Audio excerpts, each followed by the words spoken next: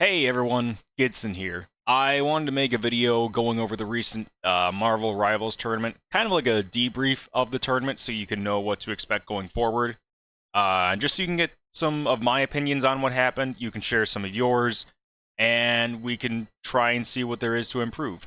For those of you that don't know, on February 2nd, Bragging Rights ran its first, I think, non-Final Fantasy tournament. It was a Marvel Rivals tournament. 10 teams showed up, double elimination. Kind of a crapshoot of scheduling, honestly. It just kind of put together very quickly. But I'll go over all that later. We had some newcomers, some GMs play in the game, or playing the tournament. I believe Team Latinx Bouncing Scenes, Negotiable, took the tournament with a 5-game bracket reset, which I'll get into that later. But yeah, stream took like 7 hours. It was a really good time all around. Kind of draining, actually. Especially considering I had never... Well, I had played like 3 games of Rivals up to that point. I had never done a custom game, but... it was a good time all around. I think there were a couple people who had some issues with how we seeded the bracket, how the matches went going. But I'll get into that in a little bit. What I want to talk about is what went wrong, what went right, what we're going to do going forward, and give a couple shout-outs to some people. So, again, this is a debrief. It's just like a conversation starter. I'm just going to send this out to everyone and hopefully let you guys know what I think about what happened at the tournament and get some opinions out there. Anyway, we're going to talk about what went wrong first. I think that's a really good place to start. Because that's what a lot of people remember is like, yeah, it was a good tournament, but there's yada yada yada, you know. I think the first thing that went wrong was the name, honestly. I think what I have titled on all the YouTube videos and the VODs is Bragging Rights Marvel Rivals Tournament, and that does not roll off the tongue whatsoever. I might just change it to the Bragging Rights Tournament, but I'm also trying to find something that includes Marvel or Rivals in the name. Just because it's good branding, it's good marketing, easy to game the YouTube algorithm or something. If I put Marvel Rivals Tournament in the title, but I'll have to think of something quick because we've got our next tournament coming up in less than 3 weeks, so be ready for that. But moving on to the actual game itself, I think the biggest hurdle we had with the tournaments was the custom lobbies issues.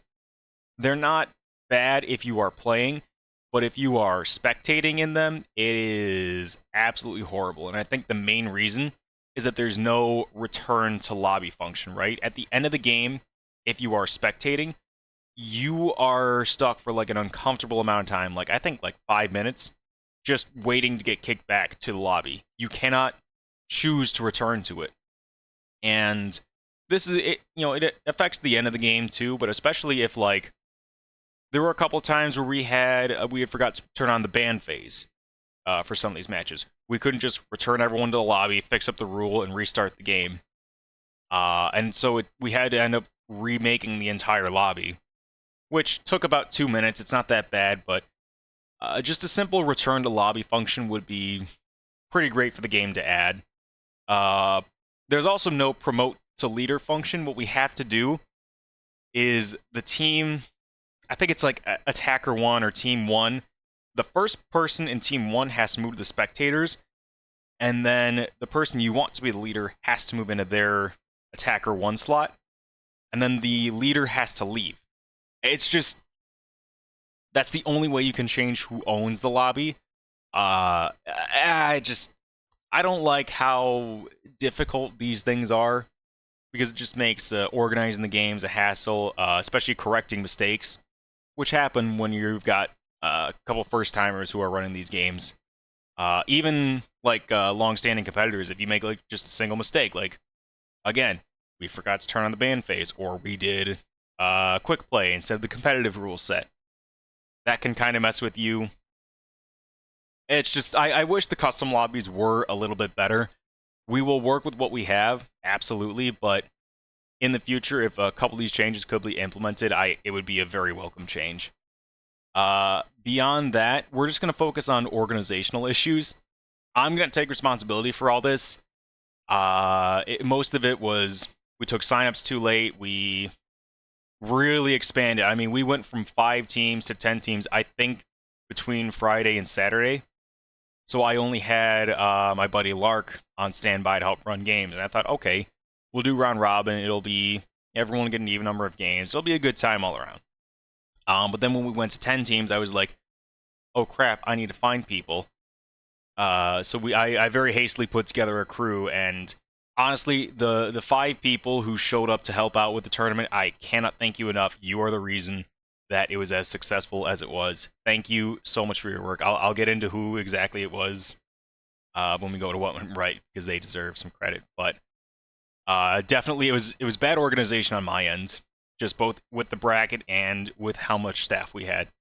So that's going to be something that we correct for the future tournament. And speaking of the staff, duration of the tournament, it was about 8 hours long between setting up the bracket, having like a pre-tournament team meeting, and just overall, well, commentary too, right? We had Aeon on commentary for the entire tournament, and I could tell the dude wasn't feeling it. I could tell or maybe not even not feeling it, but he was getting fatigued, he was getting kind of tired, and I should have scheduled out blocks of commentary for this, right? That would have been great, because honestly, your voice, once you're yapping and really analyzing for even like 4 hours, it starts to drain on you. It does. So, and there was a lot of fatigue on the people as well, or on the competitors as well. I could tell. I think one of our teams played 7 matches, one of which was a best of 3, or sorry, best of 5, which even one of those for like an hour-long game can really take it out of you. As far as like my end of it goes, I was just kind of checked out running the bracket. Didn't get much sleep, so I wasn't really energetic. So I wasn't really making the push to help either. And then also editing the VODs afterwards.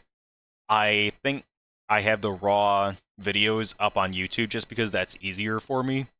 But there are a lot of awkward pauses or a lot of long times of just nothing happening in that.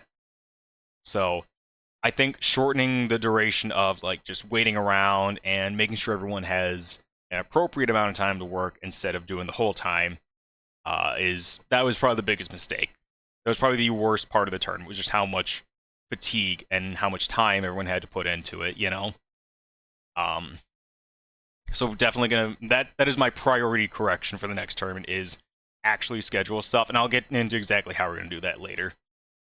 One of my personal gripes about this, and it's more a consequence of online tournaments from everything, is I feel like I have this real disconnect from both the teams and the staff that I have, right? And I mean, there's no like post-game hangout or post-game bar run. I didn't have an official debrief with everyone. This is kind of what I'm doing in place of that, just because it's been like 2 weeks since we had the tournament. But it's something that I really want to fix, because like, look, I do all this stuff pro bono, well, technically pro bono, because I like giving competition to people, and I like having people have a goal to work towards, or something like that. I don't know. I just like seeing people play video games, beat the crap out of each other, and hanging out afterwards. That was my favorite part of running Smash tournaments back in the day. But now I'm not doing that, or we're not doing the post-game hangout. We're not getting, a pizza or something afterwards. It does feel kind of, I don't want to say empty, but that was one of the big reasons that I want to have all the teams in VC in the Discord, was because it's like, okay, when it's just me and another commentator in the Discord, it does feel very, very empty. Like it's not actually happening, So I definitely want to connect more with the community after this. Just do some hangouts, maybe a Halo night afterwards, something fun. But that's really what went wrong. Like, the name's a mouthful. There were issues with the custom lobbies, organizational issues that entirely my fault. The duration, and then just like a disconnect from the community. Those are all things that I think we need to improve, or I say that I need to get improved on for the next tournament.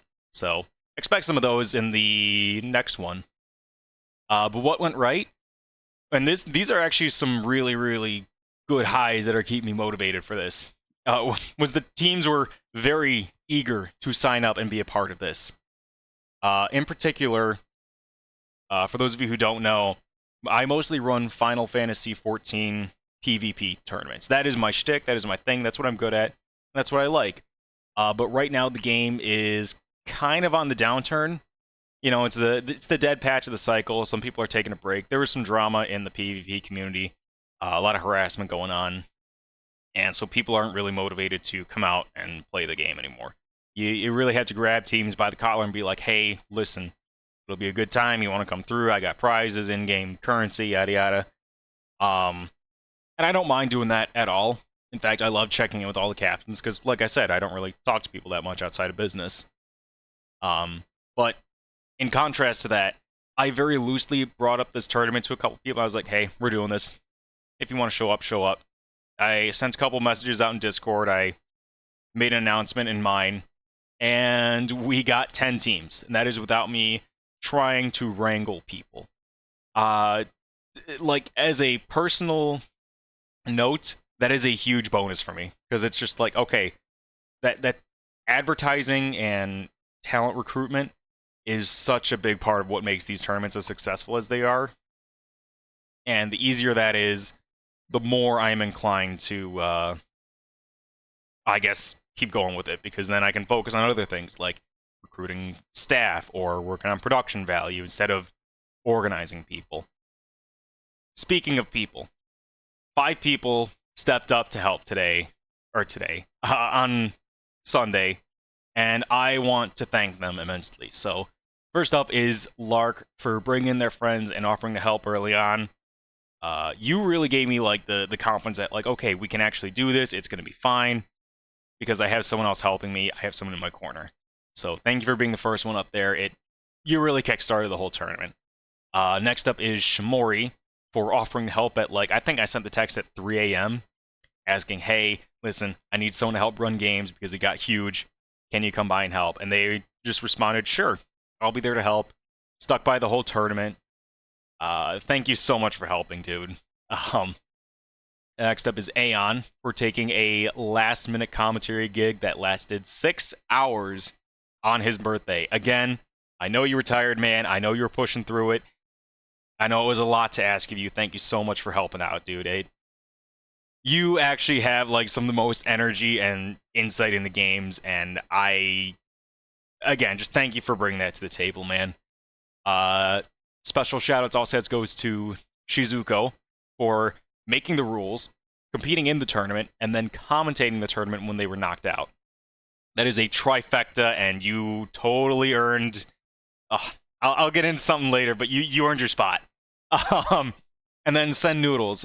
She offered to help out as a last-minute gig because Raid got canceled, and she was like, well, I'll help out. And running games, I understand that you went through one of the longest sets in the tournament, just trying to figure things out and trying to keep it on schedule. Thank you so much for committing to it and for staying the whole time. All 5 of these people are incredible. They were willing to deal with my my too flexible bullshit. Thank you so much for helping out. Aeon, Shizuko, and Sen Noodles do stream on Twitch. I'll have their links up on screen right now and in the description. Go give them a follow. Go support them. They're excellent people, and they absolutely deserve your support. But moving on from the people, the staff, to the people who watched. Stream viewership was very consistent, which meant good ad revenue for me. I'm always a fan of that. But it was good to see that, like, okay, this is something that people want to see the whole thing play out. I don't know if we really got the production value right, but obviously people like to watch it, so it was pretty nice to see. Just like number go up, me go happy, easy money. And then most teams had fun too, and they're definitely willing to come back a second time. So all in all, the teams liked it, the staff was super supportive, and the viewers seemed to like it. people like these tournaments, and that is the one thing that motivates me to do this. I think I said I do this pro bono. Um, One of the things that I've always joked about, or not even joked about at this point, it's kind of serious, is all this money I make on stream is meant to pay for I think like an Airbnb or some drinks in Las Vegas Fan Fest for Final Fantasy. And then everyone who's helped out with the stream is obviously entitled to a couple drinks and a stay at the room. And like everyone who's viewing this and supporting this is making that happen. So obviously I get to do game tournaments that I like. I get to watch my buddies compete, and then I also get to go to Vegas. Not for free. You know, I'm obviously putting in work for it, and so is everyone else. But it's a great opportunity that a lot of people seem to want to support, and thank you all so much for it. It's been a rough patch, honestly. I'm not gonna lie, but you're making it all worth living. So thank you so much. On from the sappy shit, though. I do feel a personal responsibility to change a couple of things. And these are some of the solid changes that are coming with the next tournament. First of all, is we're going to have a different format for the tournament. One that should be easier for organized on the staff, easier to schedule, easier to find a head count for. That's going to be, we're going to do round robin pools into single elimination. What this does is it means that the staff can be better organized, right? If we do, for those of you who don't know, round robin pools is, let's say that we have 16 teams. You divide that up into 4 different round robin tournaments, and then the winners of those smaller tournaments go on to a single elimination tournament. So it goes from 16 teams to 4 teams, and basically the way it works is you kind of play it in blocks. You have, let's say, 2 teams from Pool A are playing their match, 2 teams from Pool B, 2 teams from C, 2 teams from D, and this is assuming 16 teams show up. I think that's a reasonable number, given our last numbers, but we'll see. The key thing that helps with is it makes it very easy to organize, right? I can just say, okay, staff member A, you're assigned to Pool A. Make sure all those games are running. That is all you have to do. And it kind of prevents this thing that we had happen in the double elimination, where we were just like, do you want to take this game? Do you want to take this game? Do you want to take this game? And we were all just kind of like figuring it out on the fly. Now we can definitively say, this is your responsibility. This is all you have to do. And it just makes things very easy to organize. It also makes it better to schedule, because one thing I want to implement here is to avoid, I guess, like just going whenever and having things be all out of sync. I want to have games start on the hour. So let's say we start the tournament at 2 o'clock. At 2 o'clock, we're going to start the first games for everyone. At 3 o'clock, we start the second games. At 4 o'clock, third games, et cetera, et cetera. This way, it gives teams a consistent time to go at. It gives them, if they want to take a break, they know when they have to come back. They're not just getting called and then DQ'd because they were, going to take a shower or something or making lunch. And it's just an easier way for the tournament organizers to, I guess, organize the tournament. No shit, Sherlock. But it's also going to keep it on a you can expect how long the tournament's going to go. It makes it easier especially on the winners of the tournament, who they had to deal with a very variable. It's either going to be over in 4 hours or 7 hours, and those are two very different time commitments. So hopefully that'll help people really get a feel of like, okay, how long am I committing to this to? Can I commit to that, etc. And not only that, but this different tournament format, the round robin into single elimination. So better organized, better scheduled, and then we can get a better head count for how many game runners and commentators we need. Commentary especially, because then I can just say, okay, I need 2 people for this 3-hour block, which is pools, and then I need 2 people for the single elimination portion, which each of them would be 3 games on stream. So it's even time. Obviously, if we could get some more experienced commentators for the finals to make those better for the viewers, that'd be even better. But again, we could cycle people too during pools. Just keep it varied, keep it interesting. see who wants to do what. But yeah, that should be the tournament. That should be the actual like bracket organization. That should fix every issue we had, I think. I'm very eager to try it out. And I hope it does work out as well as it does in my head. But, you know, no plan survives first contact with the enemy. Moving on, we're going to talk about signups here. I definitely want to have earlier signups. Like, I think I need that out today, honestly. I want to see if I can set the deadline for at least 2 days before the tournament starts. That way we have 1 day to go over everything with the staff and the team captains, giving them some expectations for the tournament. Because one thing might be an organizer might give the match over to one of the teams and be like, here's what you need to do, here's the rules. If anything comes up, let me know.